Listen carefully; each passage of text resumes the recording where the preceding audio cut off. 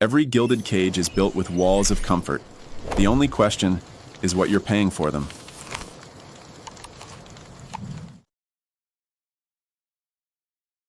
You ever feel it, that nagging sense of stress, like you're being constrained, like you're running on a treadmill that someone else built for you?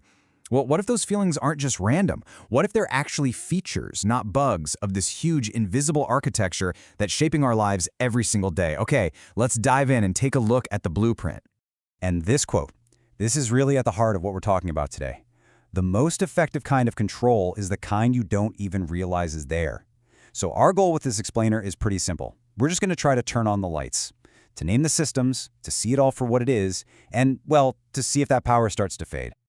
So we're going to kind of zoom out in stages here, and we have to start at the most personal level imaginable, the space right between your own ears. Because let's be honest, before any system out there can control you, it has to tap into your own internal programming first.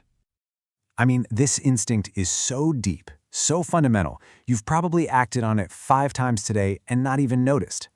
Picture this. You're at a crosswalk. The little man is red, but one person steps out into the street, and then another. What do?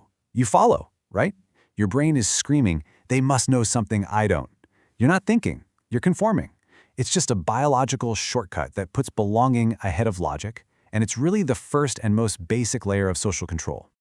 And it goes way beyond just following the crowd. There are these other, more specific levers always at play. Guilt, for instance, can make you just surrender your own needs for someone else's comfort. Constant busyness, that's a great one. It keeps you so distracted you can't think critically, giving you this illusion you're making progress when you're really just spinning your wheels.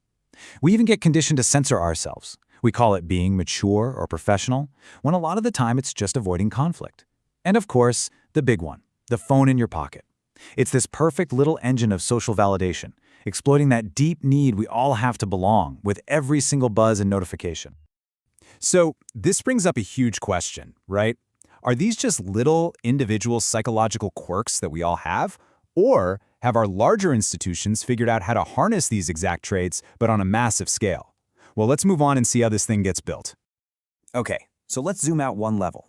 Now we're looking at the institutions. The ones designed to manage us, to socialize all of us into a predictable and, compliant society. And trust me, this training doesn't start on your first day at a new job. Oh no, it starts much, much earlier than that. So this isn't about algebra or learning about the Civil War. This is the training that happens between the classes. It's that relentless, day in, day out conditioning in how to show up on time, how to obey authority without question, how to sit still for hours at a time, and how to value just churning out work over real, genuine curiosity. It's the unspoken lesson plan for the rest of your life. And this just lays it out perfectly. The connection is undeniable. The very traits that make you a good student are the exact same traits that make you a good employee. Following the bell schedule becomes meeting deadlines. Accepting the teacher's authority becomes respecting the management structure. I mean, come on. This is not a coincidence. It is absolutely by design. The education system is, in a lot of ways, a 13-year training program for the corporate world. All right, let's zoom out again. Because even if you can spot the psychological games, even if you see the institutional programming, there's a much bigger, much more powerful force at play that keeps most of us in line. Money. Just the sheer, crushing weight of essential costs. Just let that number sink in for a second. $25,572. According to recent data, that's the average annual premium for family health care through an employer in 2024. That's over $2,000 a month, not to treat anything, but just for the privilege of having insurance. And hey, if you have a young child, go ahead and add this to the pile. $17,800, the average annual cost of daycare for one infant, an expense that eats up, on average, 22% of a household's income. That's more than triple what the government itself considers affordable. And finally, of course, the roof over your head. This is the median monthly mortgage payment for a new home buyer in 2025. That number has nearly doubled in just 5 years. So you have to ask yourself, when just surviving costs this much, how much freedom do you really have? This isn't just inflation. This isn't about skipping a few coffees. This feeling of being squeezed from all sides, it has a name: systemic rot. It's what happens when the very systems that are supposed to give us stability, housing, healthcare, education, when they become the source of crushing financial pressure themselves, limiting our life choices before we even get a chance to make them. So we've covered the mind, the institutions, and the economy. Now for the final zoom out, controlling reality itself. How are the stories we believe, the information we see? How is all of that shaped on a massive scale? The tools have definitely evolved, but the goal, pretty much the same. Back in the 50s, you had alleged covert operations like Mockingbird, using journalists to push a certain narrative. By the 60s, you get events like the Gulf of Tonkin, where a manipulated story was used to escalate a war. But today the control is automated. It's algorithmic. It's shaping what billions of people see, and more importantly, what they don't see every single day. And I gotta tell you, this shift to AI-driven influence is a total game changer.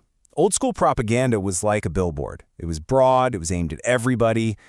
AI is like a whisper in your ear, hyper-personalized to your own fears, your own desires. It adapts in real time, it's subtle, and it is pervasive.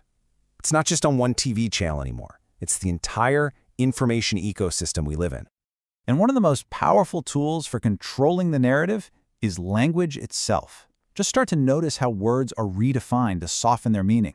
Outright censorship becomes a violation of community guidelines. Biting your tongue and not saying what you think becomes a sign of maturity. And being herded between two equally bad options is sold to you as choice. It's like a linguistic lullaby, and it's designed to just smother dissent. So, after seeing all this, what are we supposed to do? I mean, it can feel pretty overwhelming, but the first step is always awareness. This last section is all about turning that awareness into a practical tool set you can use to navigate this crazy, complex world. Now, this isn't about becoming a cynic who just distrusts everything. It's about discipline. It's the discipline to demand evidence for all claims, not just the ones you happen to dislike. It's about applying logic, like Occam's razor, and actively looking for other perspectives instead of getting trapped in an echo chamber. And you know, maybe the most powerful tool of all is just being comfortable enough to say, I don't know, instead of feeling like you have to rush to a conclusion. And ultimately, that's the key takeaway here. You don't have to go out and tear down the whole system tomorrow. The real power comes from simply seeing it. Once you start to recognize these patterns of control in your own life, in your thoughts, at your job, in your bank account, in your newsfeed, that's when they start to lose their invisible grip on you. And that brings us right to the final question.